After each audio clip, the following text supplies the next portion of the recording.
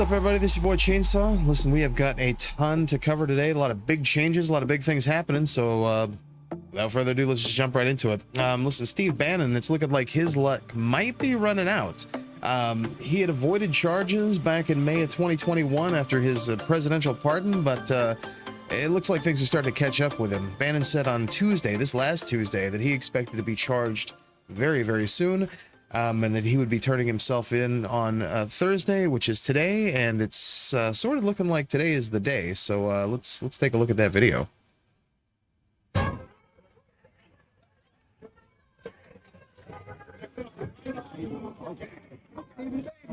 Yeah.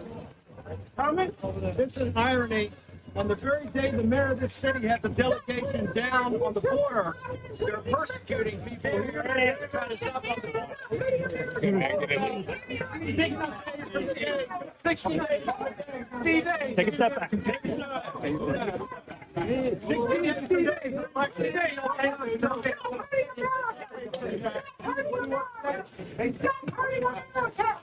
Stop hurting America, you greasy grifter! Stop hurting America, you greasy, stupid grifter!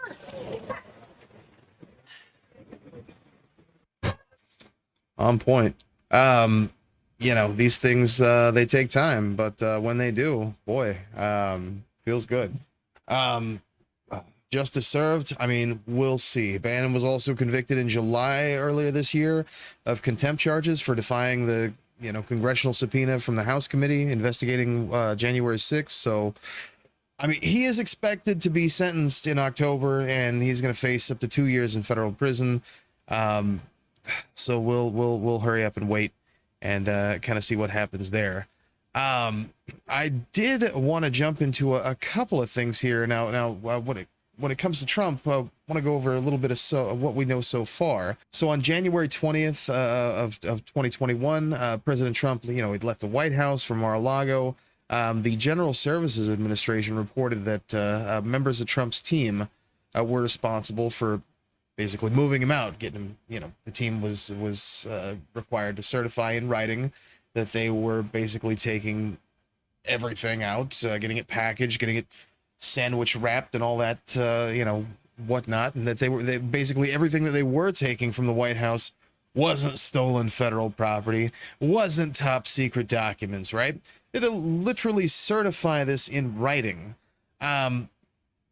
Unfortunately, we treated Trump a little bit differently than we treat folks at the airport because this had never really been an issue before, so they were working on the honor system at the GSA. They did not take the time to examine the boxes, and honestly, they had no idea what was inside of them. But again, you live and you learn, I guess. So it was in May of 2021 that the National Archives and Records Administration, the NARA, had noticed the documents were missing. They reached out to Trump, sent him letters, requested the documents back. By December, nothing, but then at the end of the month, the end of December, one of Trump's people had reached out and said they'd found 12 extra boxes of records that apparently he had just lost track of, that they did indeed take. So then by mid-January of this year, National Archives, they received 15 boxes that Trump had just, had around at Mar-a-Lago. 14 of those boxes contain classified material. When the feds got those boxes back, and this is all from, reported by AP. So when the feds got the boxes back, they were just kind of sort of thrown around. Reportedly, they had newspapers in them, magazines, photos of God knows what, just disheveled in the boxes. However, and so far they had recovered by that point, 184 classified documents, 67 were marked confidential, 92 were marked as secret, and 25 as top secret, right? Now, some of these documents, information from the collection of, they included information from the collection of electronic signals, whatever the fuck that means. And they were only obtained by court order under the Foreign Intelligence Surveillance Act, which sounds pretty fucking serious. So that was all by January. By February, the special agent in charge of NARA's office of the Inspector General sent a referral to the Justice Department after reviewing the boxes and just disheveled, mixed up, improperly identified shit papers. The special agent, seems, had felt that those documents were possibly in such a state as to conceal something. And it seems like their hunch may have been correct. In April, they sent a letter to Trump requesting additional documents. Later that month, the Justice Department sent another letter. They probably all ended up in boxes. I'm just saying. In May, they told Trump that they were referring the matter to the FBI. And by June 3rd, 3 FBI agents and a Department of Justice attorney went to the Mar-a-Lago. They were given one basically sandwich wrapped and taped, envelope. That envelope contained 38 classified documents, 5 confidential documents, 16 labeled as top secret, 16 secret and 17 as top secret.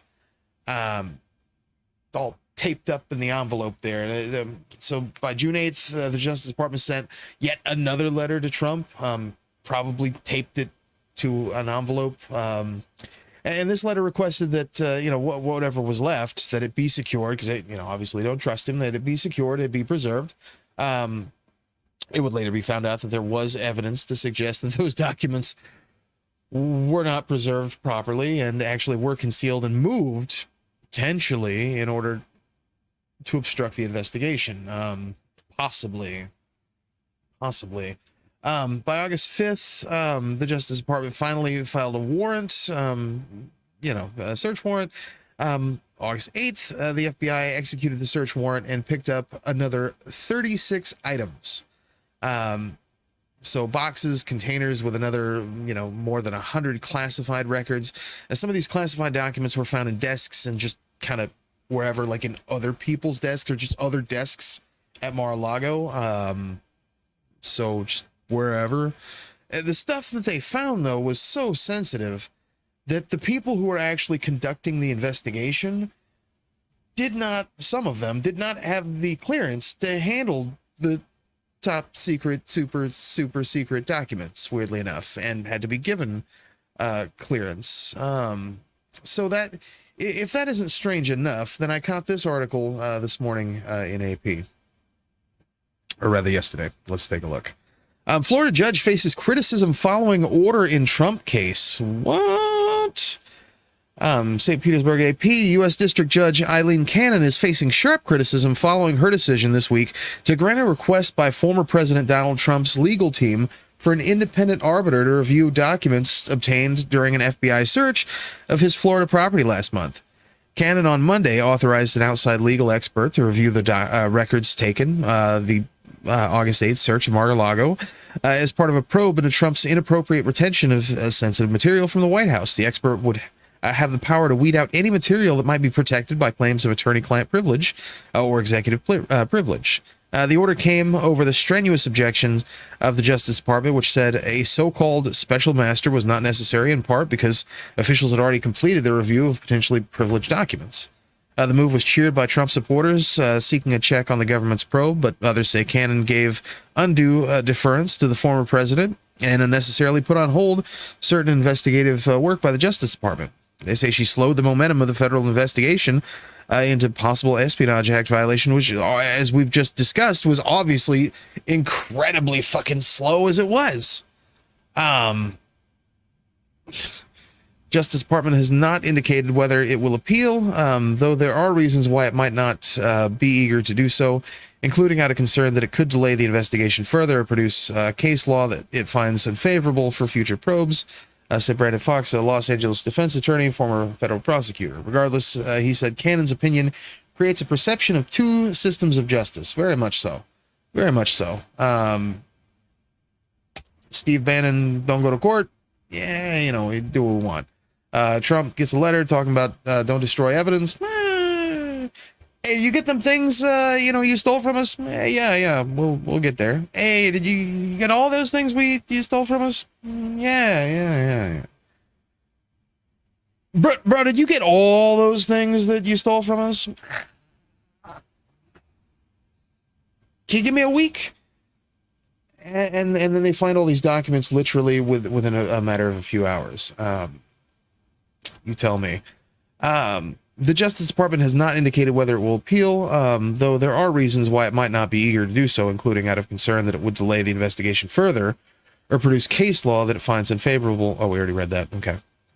The criminal justice system is set up to try to make sure that everybody's accountable in the same way for alleged crimes they've committed, Fox said. Here it appears that Mr. Trump is getting special benefit by virtue of being a former president. Imagine that. Trump's former Attorney General William Barr told Fox News on Tuesday that the opinion was deeply flawed in a number of ways. A little-known federal judge appointed to the bench 2 years ago by Trump Canada delivered easily the most consequential move of her career on Monday. It thrust the Colombian-born former federal prosecutor to the center of a simmering legal debate about the confines of executive privilege and presidential power. Canada's the least senior federal judge for the Southern District of Florida.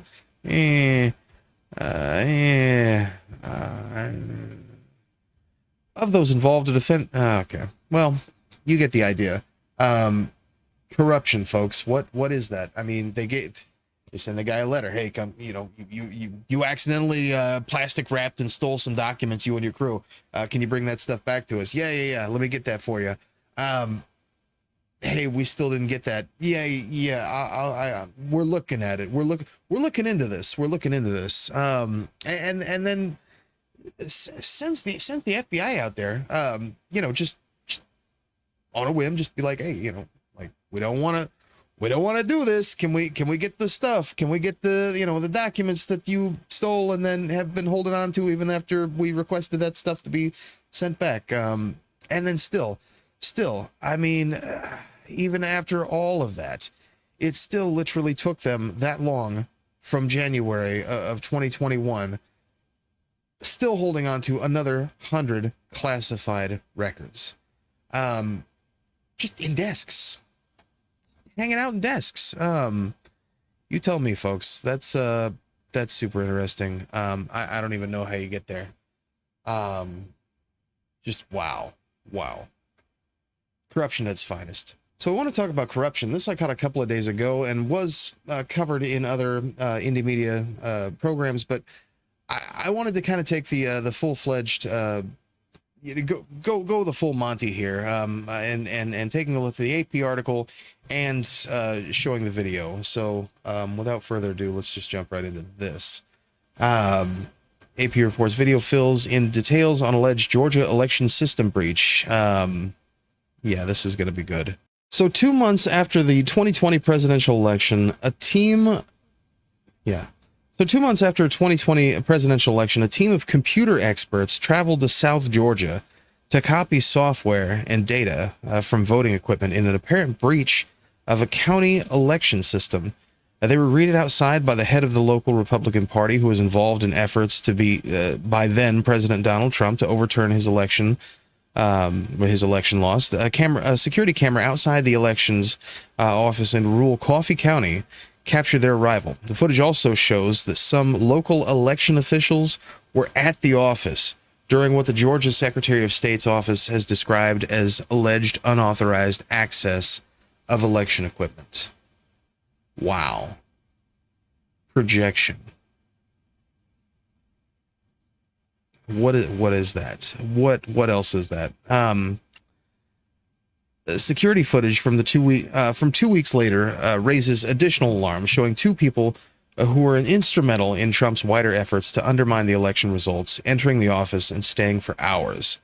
The security video from the elections office in the county about 200 miles southeast of Atlanta offers a glimpse of the lengths Trump's allies went in service of his fraudulent election claims. It further shows how access allegedly was facilitated by local officials entrusted with protecting the security of elections while raising concerns about sensitive voting technology being released into the public domain. We're doing a class action lawsuit against all machines, and we're going to get rid of these machines once and for all. Yeah, some of that. So Georgia wasn't the only state where voting equipment was accessed after the 2020 presidential election. Importing information about voting systems was also compromised in election offices in Pennsylvania, Michigan, Colorado. Election security experts worry the information obtained, including complete copies of hard drives, could be exploited by those who want to interfere with future elections. The system's only as secure as the people who are entrusted to keep it secure, said lawyer David Cross, who represents plaintiffs in a long-running lawsuit over Georgia's voting machines. The Coffee County security footage was obtained through that lawsuit, which alleges that Georgia's touchscreen voting machines are vulnerable to attack and should be replaced by hand-marked paper ballots. The suit long predates and unrelated to false allegations of widespread election fraud pushed by Trump and his allies after the 2020 election. I mean, it seems like it very much is related because it's actually the Trumpers who are doing the election fraud with the machines. The alleged breach in Coffee County's election office was also caught the attention of Fulton County District Attorney Fannie Willis, who's overseeing an investigation into whether Trump and his allies illegally tried to influence the 2020 election results in Georgia. Last month, Willis cited the Coffee County activity, among other things, when she sought to compel testimony from Sidney Powell, an attorney who was deeply involved in Trump's effort to undo the election results. Emails and other records show Powell and other attorneys linked to Trump helped arrange a team from data solutions company Sullivan Strickler to travel to Coffee County, which Trump won by nearly 40 percentage points. The surveillance video, emails, and other documents that shed light on what happened there in January 2021 were produced in response to subpoenas issued in the voting machine lawsuit and were obtained by AP. Parts of the security video appear to contradict claims by some of the local officials. So yeah, and we'll take a look at some of that footage here that was actually provided by CNN here. You know, and it's funny because they're talking about, going back to paper ballots. I mean, I don't think there's anything that needs to be said anymore about Trump and toilets, but let's take a look at the video here. Newly obtained video to CNN shows a former Georgia Republican county official escorting two operatives hired by an attorney for former President Trump into the county's election offices on the same day a voting system there was illegally breached. Drew Griffin has the details. Drew. Breaches of these voting machines, guys, in swing states are under investigation across the country. This one happened in Coffee County, Georgia, rural county. CNN obtained surveillance video at one of the offices where the voting machines were breached, and all this at the behest of one of Donald Trump's attorneys. I want to show you right now. This is Kathy Latham we're showing you. She's the former chairwoman of Coffee County GOP. Already under investigation, this woman is, for posing as one of those fake electors who signed documents that declared Donald Trump was the winner of the 2020 election. Latham can be seen here escorting a team of pro-Trump operatives into the Coffee County Elections Office, including an IT specialist who was working with Trump attorney Sidney Powell. This all happens on the same day the voting system in that office was illegally breached, January 7th, 2021, the day after the attack on the U.S. Capitol. Text messages, emails, and witness testimony from a civil lawsuit against Georgia election officials have connected Latham, that woman, to the plan to give the group access to the elections office. About a week before this voting machine breach, that same woman, Latham, testified before the Georgia state legislature, along with Rudy Giuliani, talking all about voter machine irregularities in Coffee County. Latham's attorney told CNN in a statement that Ms. Latham has not acted improperly or illegally, and Ms. Latham did not authorize or participate in ballot scanning efforts, computer imaging, or any similar activity. The IT specialist firm says it had no reason to believe he was doing anything wrong either. One important note, Coffee County, where this happened, is a Republican stronghold. Donald Trump won this county with 70% of the vote. But you can see from that video there that the Trump-connected team wanted to and was able to get access to that election office. And obviously, it just wasn't good enough. You know, it's crazy to me. I think when it comes to these conspiracy folks, and I discussed this a little bit, quite a lot at length on the other show with Ash just the other day.